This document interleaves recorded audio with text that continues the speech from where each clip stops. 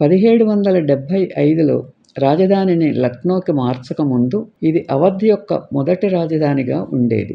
ఈ పట్టణం మధ్యలో తరువాత మొఘలులు నిర్మించిన జామీ మసీదు ఉంది. అలాగే అవధ్ 3వ నవాబు అయిన షుజావుద్దౌలా భార్య బహూ బేగం యొక్క 18వ శతాబ్దపు సమాధి పాలరాతితో నిర్మించబడిన ఒక నిరాడంబరమైన కట్టడం. ఫైజాబాద్లో ఒక అందమైన గులాబీ తోట కూడా ఉంది. హిందువుల మామిడి పండ్ల రాజు వేసవిలో లభించే లంగరా మామిడి పండ్లు. మామిడి పండును ఉష్ణమండల పండ్లకు రాజుగా పరిగణిస్తారు మరియు ఇది దేశంలో అత్యంత ఇష్టపడే పండు. మొఘల్ చక్రవర్తి బాబర్ దీనిని హిందూస్థాన్ యొక్క అత్యుత్తమ పండు అని పిలిచారు.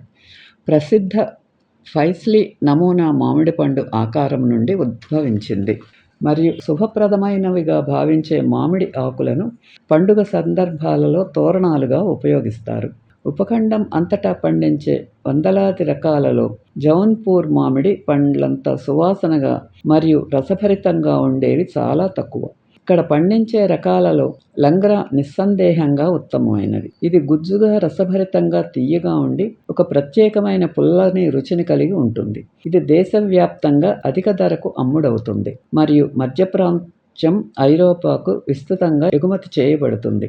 లక్నో నుండి వచ్చే దశహరి, రాంపూర్ ప్రాంతం నుండి వచ్చే చౌసా కూడా ప్రసిద్ధ రకాలు. పచ్చి చౌసాను కారపు చట్నీలు మరియు ఊరగాయలకు ఆదర్శంగా భావిస్తారు.